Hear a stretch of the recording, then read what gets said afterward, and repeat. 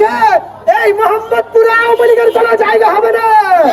যারা শহীদ সৈকতকে হত্যা করেছে, যারা ফারহান ফায়াজকে হত্যা করেছে, তাদের এই মোহাম্মদপুরে কোনো জায়গা হবে না।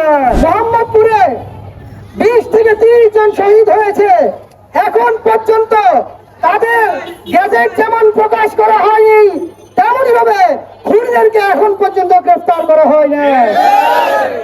আওয়ামী লীগকে মোহাম্মদপুরে গ্রেফতার করতে হলে কোনো আলাদা আইন দরকার নাই।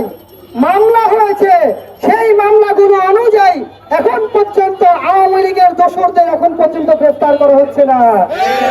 যে ছাত্র জনতা মোহাম্মদপুর থেকে সেই সন্ত্রাসী চাঁদাবাজ বাহিনী যাদেরকে বিতাড়িত করেছে, সেই ছাত্র জনতা আগামী দিনে ঐক্যবদ্ধভাবে তাদের বিচার কিন্তু নিশ্চিত করবে।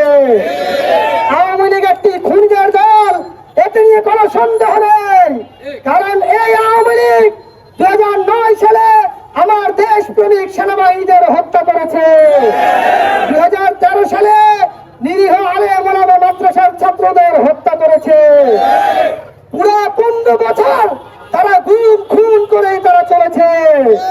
এই আওয়ামী লীগ বিএনপির প্রবীণ নেতা ইলিয়াস হুসাইনের মতো নেতাদের তারা গুম করেছে। তাদেরকে তারা হত্যা করে জবাই করে তাদেরকে সাগরে ভেসিয়ে দিয়েছে। সেই আওয়ামী লীগকে কিভাবে এখন রাজনৈতিক দলগুলো আবার পুনর্বাসনে চিন্তা করে আমাদের মাথায় আসে না। আমরা যারা দ্বিতীয় স্বাধীনতা পেয়েছি, আমরা স্পষ্ট ভাবে বলে দিতে চাই, আমাদের এই স্বাধীনতায় আমরা কখনো আওয়ামী লীগকে প্রশ্রয় দেব না। যে শক্তি নিয়ে আসুক, তারা এক হয়ে আসলে আমরা 5 হয়ে আবার আসবো।